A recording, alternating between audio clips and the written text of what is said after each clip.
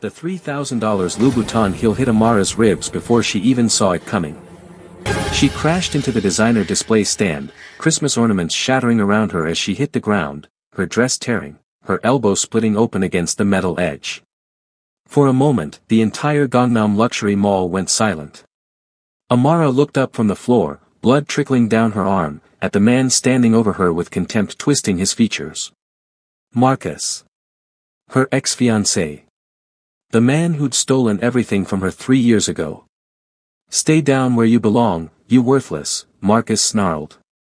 He had no idea who she was anymore. No idea that the poor, abandoned ex, he remembered, the one who'd begged him not to leave, who'd cried in her car with $17 to her name, who'd lost their baby from starvation and stress, was gone. No idea that she'd risen from those ashes. No idea about the diamond wedding ring hidden under her glove, the penthouse in Gangnam she'd left that morning, or the black card in her purse that had no limit. And Marcus definitely had no idea about the man whose name was now legally attached to hers. The man whose security team was currently holding him down. The man whose phone was ringing in her purse right now. Kang Min-jun. Her husband. Seoul's most dangerous underground king. As Amara's trembling fingers accepted the call and Min-jun's deadly calm voice asked, "Are you hurt?" she watched realization start to creep across Marcus's face. He just kicked the wrong woman. And in approximately 8 minutes, when Min-jun's motorcade screeched into this mall's parking garage, Marcus Wellington was going to learn a lesson about consequences that would destroy his entire world. But he still didn't know it yet. Right now, in this moment, he still thought she was nothing. That was about to change. Before we dive deeper into this story of love, revenge, and redemption, I want to wish you all a blessed and magical Christmas season. May your holidays be filled with love, joy, and beautiful moments with those who matter most. Now do me a favor by subscribing to the channel now and turn on notifications, your support means the world to me. Now, let's get into this dramatic journey. Amara stood in their massive walk-in closet, selecting a simple black dress. Despite the luxury surrounding her, designer labels hanging like colorful soldiers in formation, she still gravitated toward understated elegance. Old habits from harder times. "You're doing it again," Min-jun said from the doorway, already dressed in a 3-piece suit that probably cost more than her first car. He was devastatingly handsome, his dark hair styled back, his presence commanding even in domestic settings. Doing what? She turned, clipping on pearl earrings. Choosing the least expensive things in your closet. He crossed to her, sliding his hands around her waist. "You're married to one of the wealthiest men in Seoul. Stop shopping in your closet like you're on a budget." She laughed, the sound light. "I like simple things. I like spoiling you." He kissed her neck. "Humor me. You humor me by loving me exactly as I am." His expression softened in that way it only did for her. "Always." Then, more seriously, "You're going to the Gangnam Mall today?" "Just some Christmas shopping." "I won't be long." Something flickered in his eyes. Min-jun was protective to the point of obsession, a fact she both loved and occasionally found suffocating. "Take Jin-woo and Taeyong with you." "Baby, I don't need bodyguards to go shopping." His jaw tightened. "Amara, you know what I am. What I do. You know the enemies that creates. You don't leave this house without security. Non-negotiable." The steel in his voice was absolute. This was Kang Min-jun, underground king of Seoul, speaking. Not just her husband. She cupped his face. "Okay. I'll take them." The tension left his shoulders. "Thank you." He checked his watch, solid platinum, simple but obscenely expensive. "I have a meeting. I'll be home by 7. We have dinner reservations at 8. "Where?" "It's a surprise." That dangerous smile again. "Wear the red dress. The one I can't stop thinking about removing." Heat flooded her cheeks even as she smiled. "You're insatiable. Only for you." One more kiss, deep and thorough, before he left her breathless in their closet. 2 hours later, Amara walked through the Gangnam luxury mall with Jinwoo and Taeyong maintaining a discreet distance. The mall was a cathedral of wealth, marble floors reflecting crystal chandeliers, every store a monument to excess. Christmas decorations sparkled everywhere, gold and silver, elegant and expensive. She just exited a boutique, bags in hand, when she saw him. Marcus. Her ex-fiancé. The man who'd left her homeless and pregnant. The man who'd stolen her savings and disappeared. The father of the baby she'd lost from stress and malnutrition 2 weeks after he abandoned her. He was leaning against a Louis Vuitton display, laughing with a woman dripping in designer labels. He looked exactly the same. Same cocky smile, same expensive taste funded by other people's money, same entitled swagger. Amara's hands trembled. The bags nearly slipped from her grip. 3 years. She'd thought she was over this. Thought she'd healed.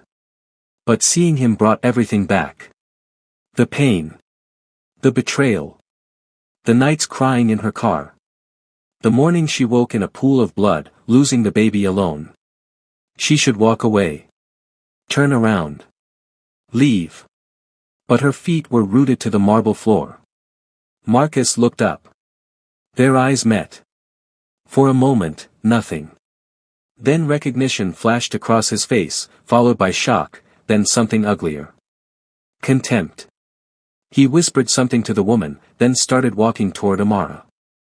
Every instinct screamed at her to run. But she was frozen. Well, Marcus drawled as he approached, that familiar condescending tone making her skin crawl. Amara.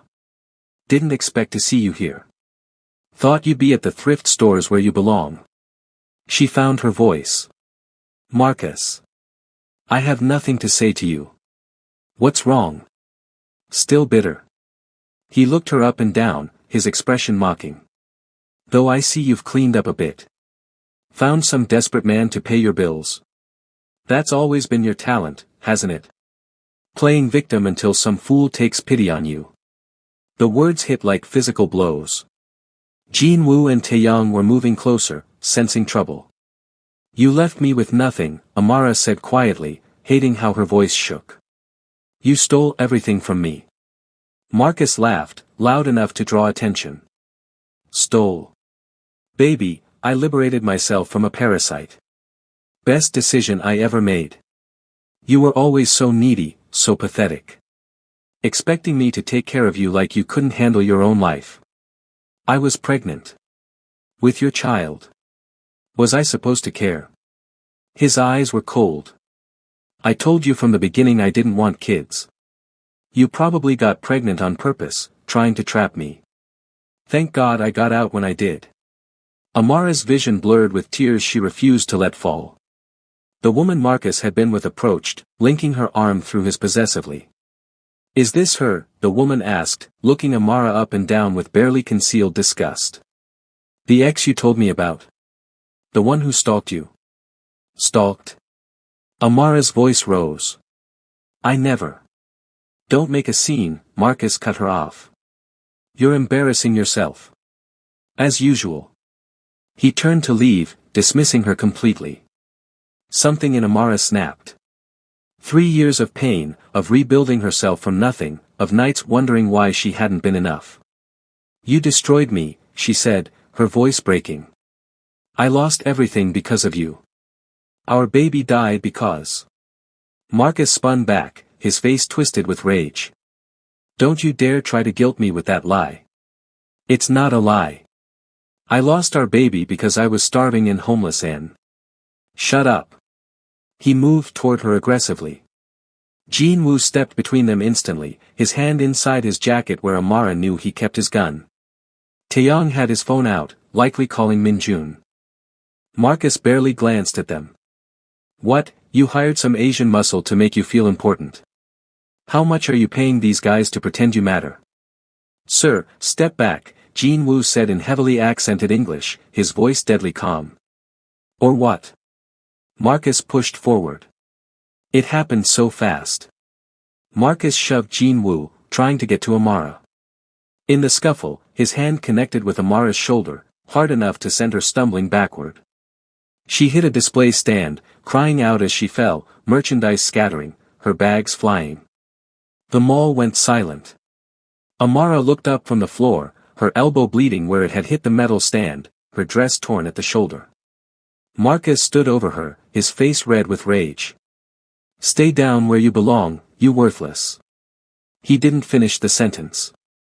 Jin-woo had him on the ground in 2 seconds, arm twisted behind his back. Taeyong was helping Amara up, his face pale with fear. Not for himself, but for what was coming.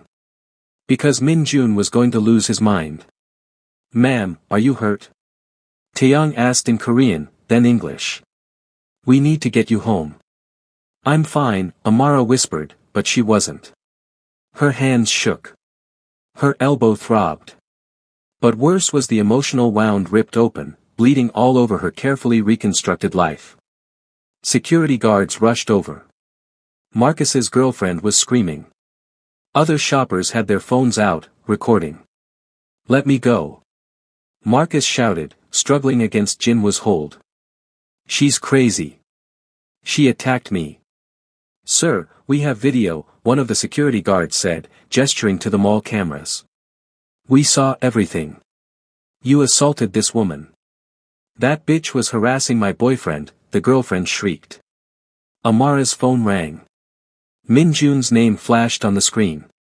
Her hand trembled as she answered. "Hello. Are you hurt?" His voice was eerily calm, which was somehow more terrifying than if he'd been yelling. "I'm okay. Just a scratch." "Don't lie to me, Amara. Are you hurt?" "My elbow is bleeding. I fell. But I'm fine, really." "Who touched you?" She closed her eyes. "Min-jun." "Who touched you?" "My ex-fiancé. Marcus." "But it's fine, security has him." "Put Taeyong on the phone." She handed the phone over with shaking hands. Watched as Taeyang's expression went from nervous to absolutely terrified as he listened to whatever Min-jun was saying. He responded in rapid Korean, too fast for her to follow with her intermediate skills, then handed the phone back. "Baby," she said softly. "I'm 10 minutes away." His voice was pure ice. "Don't let him leave. If security tries to release him, tell them who you are. Use my name. Min-jun, please don't do anything. He put his hands on you. He hurt you. There is no world in which that man walks away without consequences." The line went dead.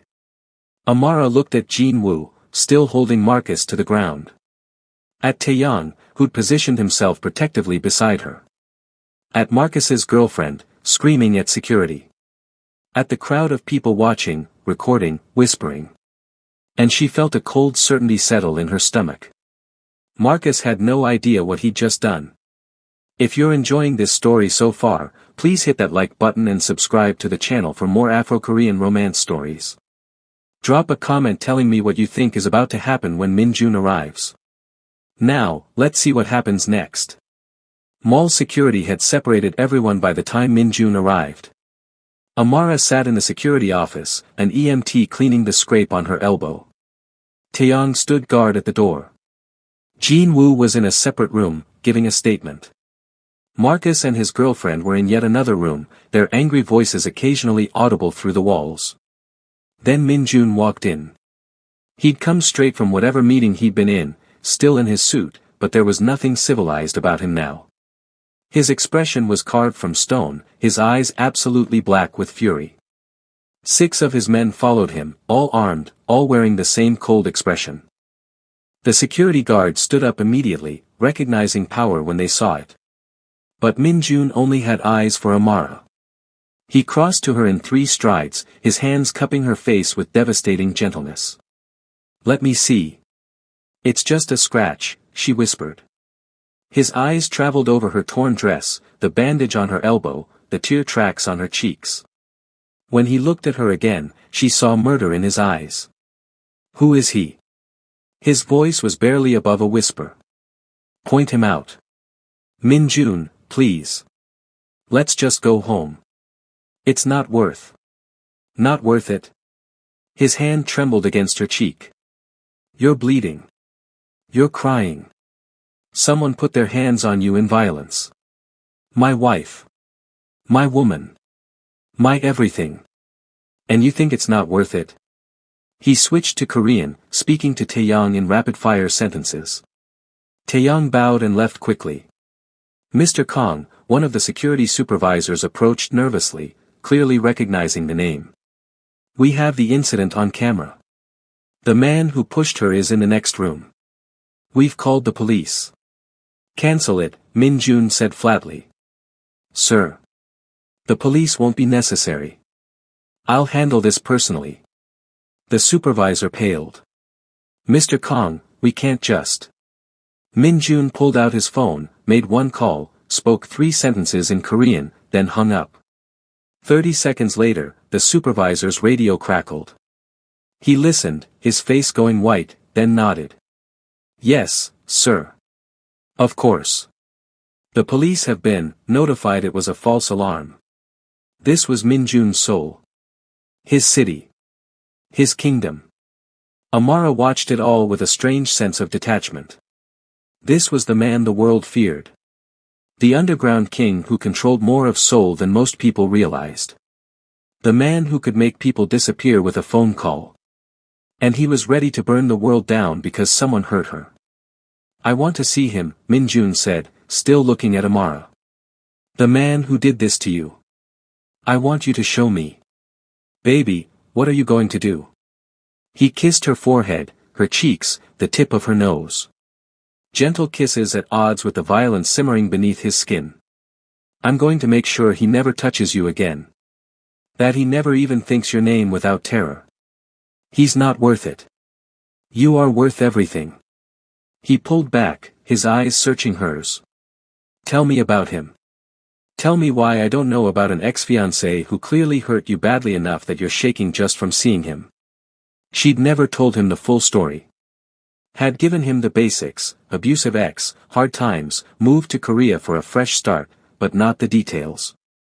Not the depth of the betrayal. Looking into his eyes now, she knew he needed to know. Deserved to know. His name is Marcus Wellington, she began quietly. We were together for 3 years. Engaged for 6 months. I thought he loved me. I worked 2 jobs to support us while he was finding himself and building his business. I paid our rent, our bills, bought his clothes, his car. Everything. Min Jun's jaw clenched, but he stayed silent, listening. Then I got pregnant. I was so happy, so scared, but happy. I thought he'd be too. I thought we'd build a family. Her voice cracked. He waited until I was 4 months along. Until I'd bought baby clothes and painted the nursery. Then one day I came home and he was gone. He'd emptied our bank account, my money, taken everything of value, and left me a note saying he couldn't be tied down to a desperate woman and her trapped baby. Amara, Min Jun's voice was raw. I lost our apartment. Lost both my jobs because I was too pregnant and too broke to maintain appearances. I lived in my car for 3 weeks. I tried to eat, tried to stay healthy for the baby, but I had nothing. No money, no food, no help. And then one morning I woke up and there was blood everywhere and I knew. She couldn't continue. Min Jun pulled her into his arms, holding her so tightly she could barely breathe. She felt the tension in every muscle, the rage vibrating through him. I lost the baby in a hospital charity ward, she whispered against his chest. Alone. And then I had nothing left. No baby, no money, no future. I wanted to die. But you didn't. His voice was thick with emotion. No. I got angry instead. I spent 2 years rebuilding. Worked my way up. Saved every penny. Applied for a teaching position in Seoul because I wanted to be as far from that life as possible. And then I met you. She pulled back to look at him. You saved me, Min Jun. You gave me a life I never dreamed possible. You loved me when I thought I was unlovable. You made me whole again. His thumbs wiped away her tears. You saved yourself, my love. You were already whole when I found you. I just recognized what everyone else was too blind to see. You're the strongest person I've ever met. I don't feel strong right now. Because he's a ghost from a past that still haunts you. His expression hardened. But ghosts can be exorcised. And I'm very good at making problems disappear. What are you going to do? That dangerous smile. Have a conversation. Man to man. Help him understand the magnitude of his mistake. He stood, buttoning his suit jacket with controlled precision. Stay here. This won't take long. Min-jun. He kissed her, deep and possessive. Trust me. Then he was gone, his men following, and Amara was left with a terrible certainty that Marcus Wellington's life was about to change forever. Through the walls, she heard a door open. Heard Marcus's aggressive voice, about damn time someone with authority showed up. I want that crazy woman arrested for. His voice cut off abruptly. Min-jun's voice, too low to make out words, but the tone was unmistakable. Dangerous. Controlled. Deadly. Then Marcus again, louder, nervous now, who the hell are you? You can't just. A crash. The girlfriend screaming. Security guards shuffling nervously. Amara stood, moving to the door despite Taeyang's protest. She had to see. Through the window of the adjacent room, she watched Min-jun lift Marcus by his throat, one-handed, slamming him against the wall hard enough to crack the plaster. Marcus's feet dangled off the ground, his face turning red as he clawed at Min-jun's grip. My name is Kang Min-jun, her husband said, loud enough for everyone to hear. The woman you put your hands on is my wife. Do you understand what that means? He dropped Marcus, who collapsed, gasping. That means you just signed your own death warrant. Marcus scrambled backward. I didn't know. I swear I didn't know she was married. Married? Min-jun's laugh was cold. You think I'm angry because of a legal document? No. I'm angry because you destroyed the woman I love years before I found her. Because you left her pregnant and homeless. Because you stole from her, abandoned her, caused her to lose a child she desperately wanted. Marcus's face went white. She told you that? She's lying. She. Min-jun kicked him in the ribs. Hard. The sound of bone cracking echoed through the room. Marcus's girlfriend screamed. Security guards looked away. Nobody was going to stop this. Nobody could. Let me explain something to you. Min-jun crouched beside Marcus's writhing form. I own this city in ways you can't comprehend. I control businesses, politicians, police. I have men who would kill for me without question. And that woman in the other room? She's the only thing in this world I value more than my own life. He grabbed Marcus's hair, forcing his head up. So when you pushed her, when you made her bleed, when you made her cry, you set in motion events you cannot stop. Do you understand? Please, Marcus whimpered. I'm sorry. I'll apologize, Your apology means nothing. Your remorse is worthless. Min-jun released him with disgust. But I'm not going to kill you. Death would be too easy. He stood, straightening his suit jacket. Yongi, pull up his information. One of Min-jun's men pulled out a tablet, fingers flying over the screen. Marcus Wellington, age 32. Works at Wellington Investment Firm, his father's company. Current salary $275,000. Trust fund worth approximately $1.2 million. Engaged to Jessica Chang, daughter of Chang Technologies CEO. Min-jun smiled. Interesting. Does daddy know his son is a con artist who preys on vulnerable women? Marcus's eyes widened in terror. No. Please, don't. Does your fiancé know about Amara? About the baby you abandoned? Please. By morning, everyone will know. Min-jun pulled out his phone. Your father will receive documentation of every cent you stole from Amara. Your fiancé will receive a detailed timeline of your relationship with Amara, including medical records from her miscarriage.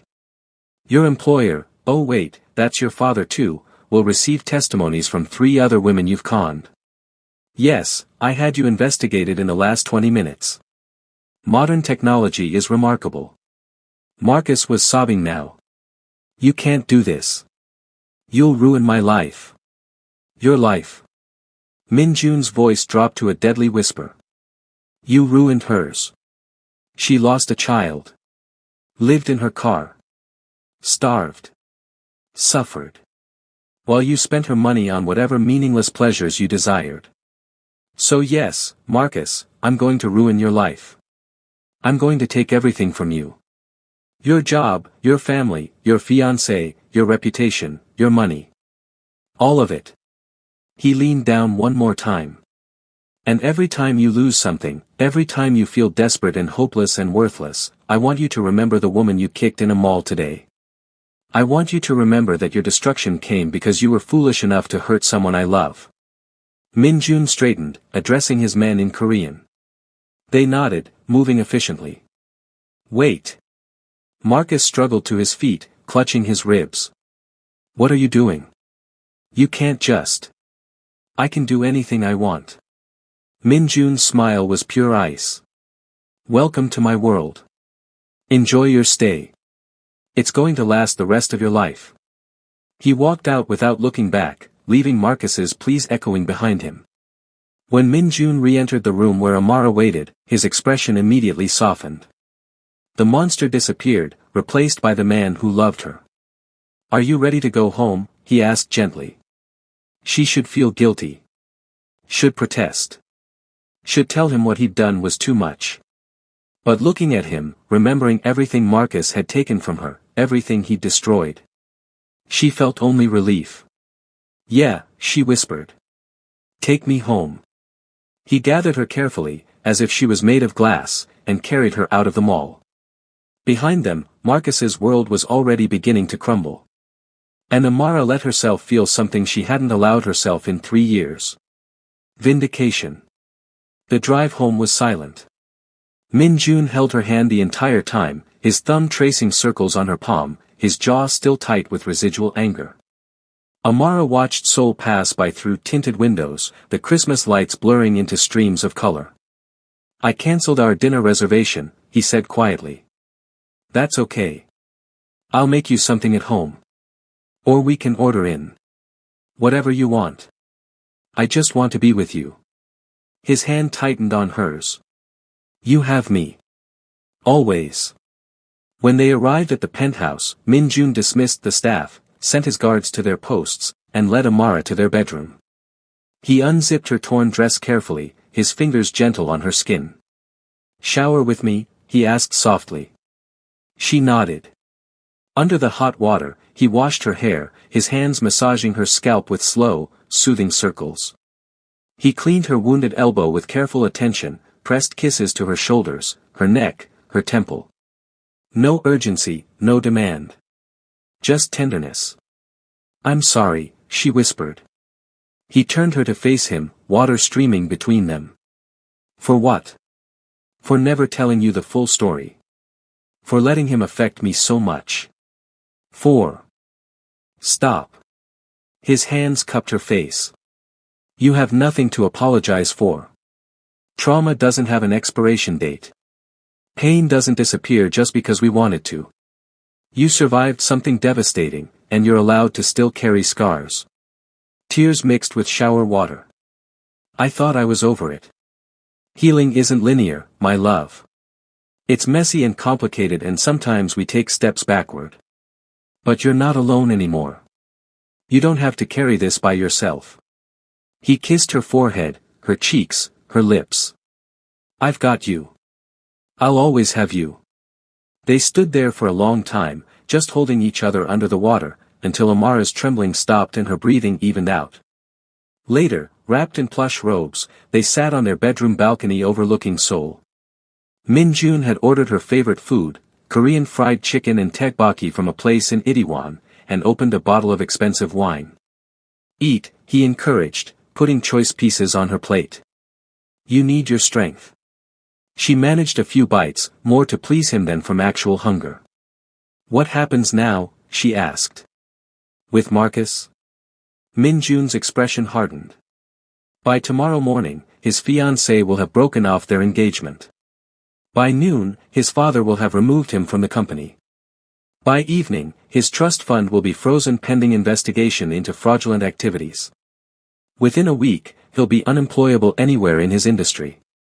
Within a month, he'll be broke. And the money he stole from me? Already seized from his accounts. You'll have it back, with interest, by Friday. He paused. I also found the other 3 women he conned. They'll receive restitution as well. Amara set down her chopsticks. You did all that in 3 hours. I made some calls. He shrugged as if he'd done nothing more significant than order takeout. I have resources. Min Jun. He took her hand. Do you think it's too much? Do you want me to stop? Did she? Marcus had destroyed her life without a second thought. Had left her to suffer while he moved on to his next victim. She'd rebuilt herself through sheer willpower, but the scars remained. No, she said softly. I don't want you to stop. Satisfaction gleamed in his eyes. Good. Because I wasn't going to. They ate in comfortable silence for a while. Then Amara asked the question that had been bothering her. How do you do it? Control this whole city? You're only 31. Min Jun smiled, that dangerous smile that always made her pulse race. My father built an empire in the shadows. When he died 5 years ago, I inherited everything. But I'm not my father. He ruled through fear alone. I rule through fear and strategy. I give people what they want, protection, money, power, solutions, and in return, they give me loyalty. And if they betray you, then I remind them why fear is the more powerful motivator. He looked at her seriously. Does it bother you? What I am? What I do? She considered this. When they'd met, she'd known he was wealthy and powerful, but not the extent of it. The truth had revealed itself gradually, the bodyguards, the lavish lifestyle, the way people reacted to his name. By the time she understood the full scope of his empire, she was already in love with him.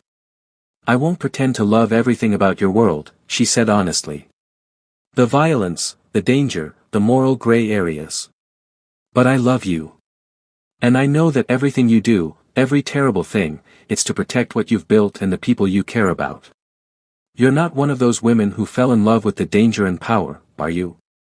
There was vulnerability in his question. You love me despite it, not because of it. I love you for you. She moved from her chair to his lap, wrapping her arms around his neck.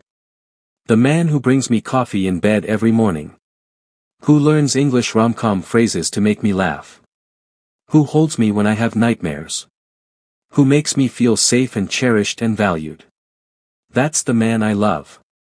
He buried his face in her neck. I don't deserve you. We deserve each other. She tilted his face up. We're both survivors, Min Jun. We've both been through hell and came out stronger. That's why this works. We understand each other's scars. He kissed her then, deep and slow, pouring everything he felt into it. When he pulled back, his eyes were dark with emotion and desire. I need you, he whispered. I need to feel you, know you're safe, know you're mine. I'm here. I'm yours. He carried her inside, laid her on their bed with reverent care. Their lovemaking was slow and intense, a reaffirmation of everything they were to each other. Every touch was a promise, every kiss a declaration, every whispered word a vow. And when they finally lay tangled together, breathless and sated, Amara felt the last of the day's trauma release its grip on her heart. I love you, she whispered against his chest. He murmured back. My everything. She fell asleep in his arms, safe and loved, while outside their penthouse, Min Jun's empire worked through the night to dismantle Marcus Wellington's entire existence. We're getting to the intense part now. If you haven't already, please hit that subscribe button and turn on notifications so you don't miss any of our dramatic love stories. Comment below what you think Marcus deserves. And let's continue with this journey. The next morning, Amara woke to Min Jun's phone ringing incessantly. He extracted himself from her arms with a whispered apology, taking the call in Korean as he walked to the balcony. She stretched, feeling the pleasant soreness from last night, and checked her own phone. 53 missed calls. 27 voicemails. Hundreds of text messages. Her stomach dropped. The first text was from her friend Keisha back in the States. Girl, what the fuck? You're married to a mafia boss. And that's your ex getting destroyed on social media. Amara's hands shook as she opened Instagram. The top trending topic in Seoul was #Gangnam Mall incident. Someone had posted the security footage. The entire confrontation. Marcus pushing Jinwoo, knocking her down, standing over her. The video had 17 million views and counting. But that wasn't the worst of it. Someone, probably one of Min Jun's people, had created a thread exposing Marcus's entire history.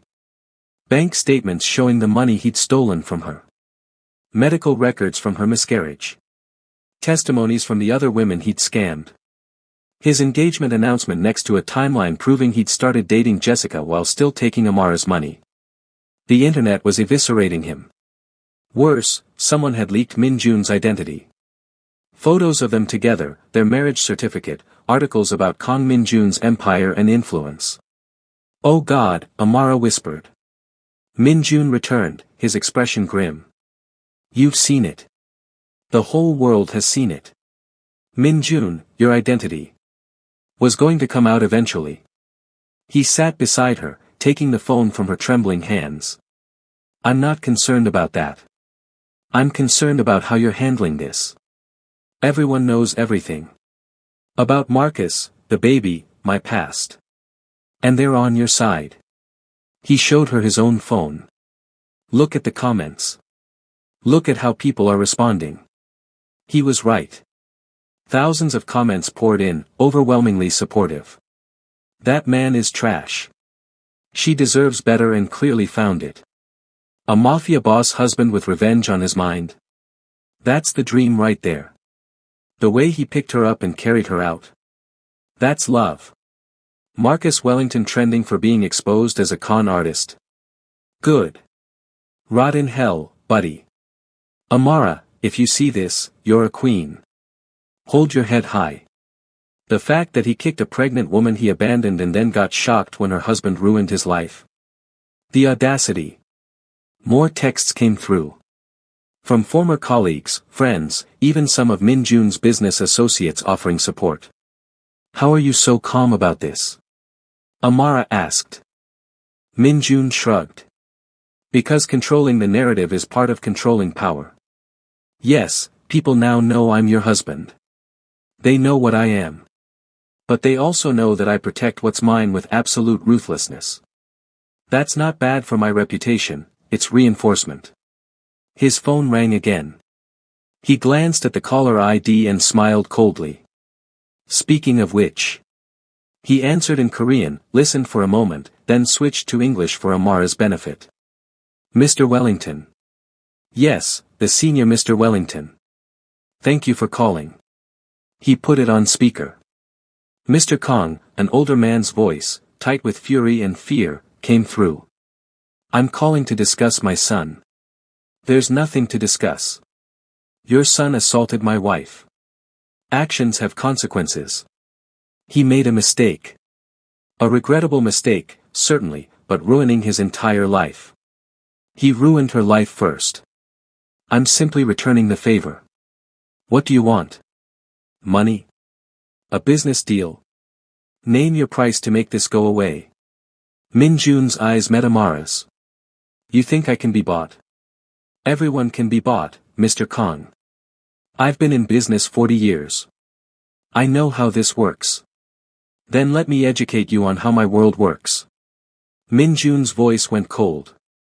Your son stole from a vulnerable woman. Left her homeless and pregnant. Caused her to lose a child from stress and malnutrition. Then yesterday, he physically assaulted her in public. These are not mistakes, Mr. Wellington. These are patterns of behavior that reveal his character. She probably. Choose your next words very carefully, Min-jun interrupted, his tone deadly. Because if you disparage my wife in any way, I will extend my retribution to include you personally. Silence on the other end. Here's what's going to happen, Min-jun continued. Your son will issue a public apology to my wife and the other women he's conned. He will enter therapy to address his abusive tendencies. He will pay full restitution to all his victims. And he will never, ever come within 100 meters of my wife again. If he does, I'll consider it an act of aggression and respond accordingly. And if he does all this, then I might allow him to rebuild some semblance of a life. Might. I haven't decided yet. This is extortion. No, this is justice. If you want to involve the legal system, please do.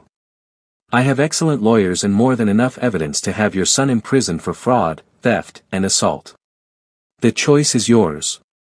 Another long silence. Then, defeated, he'll comply. Smart decision. Min-jun ended the call without saying goodbye. Amara stared at him. You're enjoying this. Immensely. He pulled her close. Is that wrong? Probably. But I think I'm enjoying it too. He laughed, the sound genuine and warm. That's my girl. Over the next few days, Amara watched Marcus's world crumble in real time through social media. Jessica Chang broke off their engagement with a scathing Instagram post that went viral. Wellington investment firm released a statement distancing themselves from Marcus and announcing his immediate termination. 3 major news outlets ran exposés on his pattern of financial and emotional abuse. The public apology came on the 4th day. Marcus, looking haggard and broken, stood in front of cameras and read from a prepared statement. I want to apologize to Amara Kong, formerly Amara Thompson, for the pain and suffering I caused her. I was selfish, cruel, and abusive. I stole from her, abandoned her when she needed me most, and physically assaulted her. There is no excuse for my behavior. I'm sorry to the other women I've hurt. I'm entering therapy to address my issues and will spend the rest of my life trying to make amends. He looked directly into the camera, and Amara knew Min-jun had scripted this part specifically. To Mr. Kong, I apologize for hurting your wife. I understand now the magnitude of my actions and accept full responsibility for the consequences. The video ended. Amara turned off her phone and looked at Min-jun, who was working on his laptop beside her on the couch. It's done, she asked. It's done. He closed the laptop. How do you feel? She considered this. Lighter. Like I've been carrying this weight for 3 years and finally put it down. Good. He pulled her into his arms. You never have to carry anything alone again. Whatever burdens you have, they're ours now. We shoulder them together. That's not fair to you. Love isn't about fairness. It's about choice. I choose you, Amara. Every day, every moment.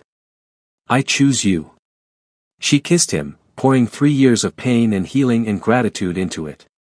I choose you too. That night, Min-jun took her to a private restaurant he owned in Gangnam. The entire place had been reserved just for them, candlelit and decorated with her favorite flowers, white roses and purple orchids. What's all this? She asked as he pulled out her chair. A celebration. Of what? You. Your strength. Your resilience. Your freedom from the past. He sat across from her, taking her hand. I know the last few days have been overwhelming. I wanted to give you something beautiful to remember instead. Dinner was exquisite, a fusion of Korean and Seoul food that somehow worked perfectly. They ate and talked and laughed, and Amara felt more herself than she had in days. After dessert, Min-jun stood and extended his hand. Dance with me. There's no music. He pulled out his phone, pressed play, and Adore You by Harry Styles filled the restaurant. He'd been learning her favorite songs, building playlists that mixed her American tastes with Korean artists he loved. They swayed together in the candlelight, his arms around her waist, her head on his chest. Thank you, she whispered. For what? For loving me. For protecting me. For giving me a life I never imagined possible. Thank you for trusting me with your heart. He tilted her face up. Thank you for seeing past what I am to who I am. Thank you for choosing me. Always. He kissed her there in the candlelight, and Amara felt the last piece of her broken heart heal. Marcus had shattered her, but Min-jun had gathered every piece and put her back together with gold, making her more beautiful for having been broken. The music swelled, and they danced until midnight, wrapped in each other and the promise of tomorrow. 2 weeks later, on Christmas Eve, Amara received a notification from her bank. $127,000 had been deposited into her account, every cent Marcus had stolen, plus interest, plus compensation for pain and suffering. She stared at the number, remembering the girl who'd had $17 and a prayer. Who'd rebuilt herself from nothing. That girl felt like a lifetime ago. What will you do with it? Min-jun asked, reading over her shoulder. An idea had been forming for days. I want to start a foundation. For women who've been financially abused by partners. Help them get back on their feet. Provide resources, housing, job training, therapy. Everything I wish I'd had. Min-jun's smile was brilliant. I think that's perfect. I'll match whatever you put in and help you set it up. Min-jun, you don't have to. I want to. We'll call it. He considered, the Second Chances Foundation. Because everyone deserves a chance to rebuild. Amara's eyes filled with tears. You're amazing. I learned from the best. He pulled her close. Come on, we have a Christmas party to get to. That evening, Min-jun's penthouse filled with people, his business associates, her friends from the international school where she taught, even some of his crew members with their families. It was a strange mix of worlds, but somehow it worked. Keisha had flown in from the States, and spent the entire evening gawking at everything. Girl, she whispered to Amara in the kitchen. Your husband is fine and rich and obsessed with you and he destroyed your ex. You're living the fanfiction life. Amara laughed. It's pretty surreal. Surreal? Amara, 3 years ago you were sleeping in your car. Now you're married to the king of Seoul living in a penthouse that probably costs more than a small country. How did this even happen? I came to Korea to teach English. We met at a charity gala the school hosted. He bid an obscene amount of money for a date with me at the auction, and the rest is history. He bid on you. $50,000 for one dinner. Keisha's jaw dropped. I'm sorry, what? Min-jun appeared behind Amara, wrapping his arms around her waist. Best investment I ever made. Keisha fanned herself. And he's charming. Girl, if you ever get tired of him. She won't, Min-jun said confidently, kissing Amara's neck. The party continued late into the night. At midnight, Min-jun called for everyone's attention. Thank you all for coming, he said in English, then repeated in Korean. This year has been transformative for me. I found love, got married, and learned what it truly means to have something worth protecting beyond power and money. He looked at Amara, his eyes soft. My wife has taught me that strength isn't just about control or fear. It's about vulnerability, forgiveness, resilience. She survived things that would have broken most people and came out stronger. She's my inspiration and my anchor. He raised his glass. To Amara. To love. To second chances. And to the family we're building together. Merry Christmas. Everyone cheered, glasses clinking. Amara was crying again, but these were happy tears. Later, after everyone left and they were alone in their bedroom, Min-jun gave her his gift. A small velvet box. Inside was a necklace, a delicate gold chain with a pendant shaped like a phoenix rising from flames. You rose from the ashes of your old life, he said softly, fastening it around her neck. You're my phoenix. Beautiful, powerful, reborn. She touched the pendant, overwhelmed. I love it. I love you. I love you more. He produced another box. And I have one more thing. This box was larger. Inside was a leather portfolio. She opened it to find legal documents. What is this? The deed to a building in Itiwan. For your foundation. It's already been renovated and furnished. You can start helping women as soon as you're ready.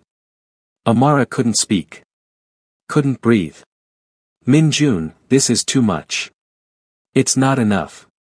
It will never be enough to show you how much you mean to me. He cupped her face. You wanted to help women who've been where you were. Now you can.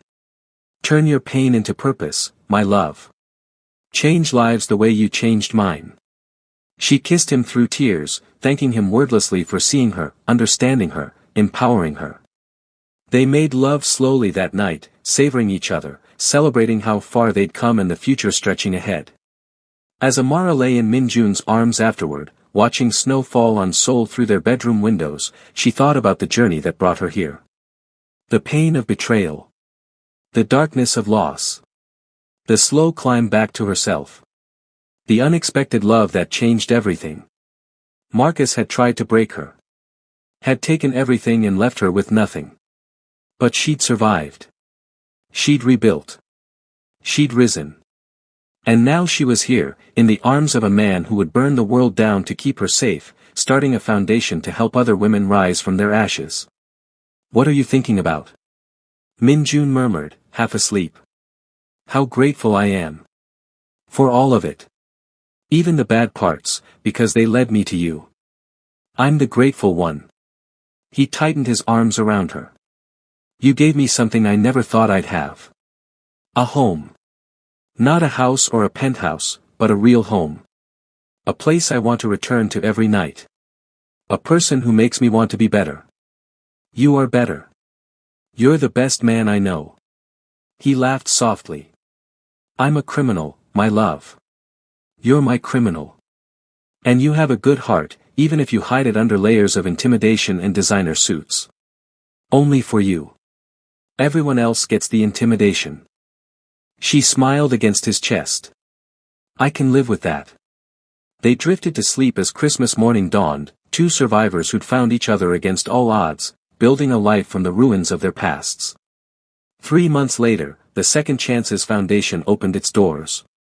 The building in Itiwan was beautiful, modern and welcoming, with housing for 20 women, job training facilities, therapy offices, and a childcare center. Amara stood at the ribbon-cutting ceremony, Min-jun beside her, cameras flashing. This foundation exists because I lived this experience, she said into the microphone. I know what it's like to have nothing. To be abandoned by someone you trusted. To lose everything and wonder if you'll ever be whole again. But I also know that with support, resources, and belief in yourself, you can rise. You can rebuild. You can thrive. She looked at Min-jun, I had to do it alone. But the women who come through these doors won't have to. We'll be here for every step of their journey.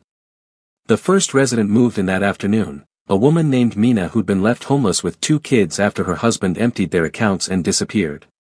Amara helped her unpack, sharing her own story, offering hope. You really came back from all that? Mina asked, tears streaming. I did. And you will too. I promise. That night, Amara returned to the penthouse exhausted but fulfilled. Min-jun had dinner waiting, he'd been taking Korean cooking classes to surprise her and was actually getting good. How was the first day, he asked, setting bulgogi and banchan on the table. Perfect. Overwhelming but perfect. She sat, accepting the food gratefully. We already have 10 applications for the next month. We'll expand. Buy another building. Whatever you need. You've already given so much. And I'll give more. This is important, Amara. You're changing lives. That matters more than any business deal I could make.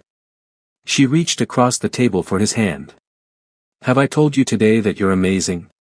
Once or twice. But I never get tired of hearing it. They ate and talked about the foundation's future, about the women they'd help, about the life they were building together. Later, as they prepared for bed, Amara's phone buzzed. An email from an unknown address. She almost deleted it, but something made her open it. It was from Marcus. Her heart stopped. What is it? Min-jun asked, noticing her expression. Marcus emailed me. His expression darkened. What does it say? She read it aloud. Amara, I know I have no right to contact you. I know I don't deserve any response. But I saw the news about your foundation and I wanted to say I'm proud of you. You took the worst thing I ever did and turned it into something beautiful. That's who you always were, someone who found light in darkness. I'm sorry I was too selfish and broken to see it. I'm in therapy now, really trying to change. I don't expect forgiveness. I don't deserve it. But I wanted you to know that you deserved better than me, and I'm glad you found it. I hope you're happy. You deserve all the happiness in the world. Marcus. Silence filled the room. How do you feel? Min-jun asked carefully. Amara thought about it. 3 months ago, seeing Marcus's name would have sent her into a panic. Now, reading his words, she felt nothing. No anger. No pain. No satisfaction. Just, nothing. I feel free, she said finally. Like that chapter is completely closed. Do you want to respond? No. There's nothing to say. He's part of my past, and I'm focused on my future. She deleted the email and set down her phone. Besides, I have everything I need right here. Min-jun pulled her into his arms, and she melted into his embrace. I love you, he whispered. My phoenix. My fighter. My everything. I love you too. My protector.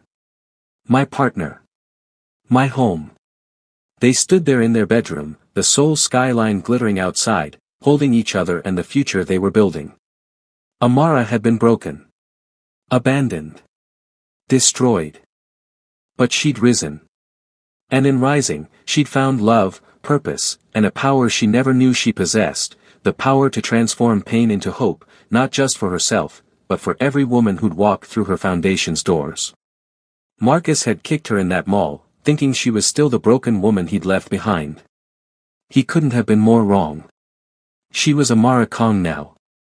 Wife to Seoul's underground king. Founder of a movement. A survivor who refused to let her story end in tragedy. And as Min-jun kissed her, deep and sweet and full of promise, she knew this was just the beginning. If you made it to the end of this story, thank you so much for watching. Please don't forget to like this video, subscribe to the channel for more Afro-Korean romance stories, and comment below telling me what you thought about Amara and Min-jun's love story. What should our next story be about? Should we do more Mafia romance? Forbidden love? Let me know in the comments. And to everyone celebrating, I wish you a beautiful holiday season filled with love and joy. Until next time, keep believing in second chances and the power of love to heal all wounds. See you in the next video.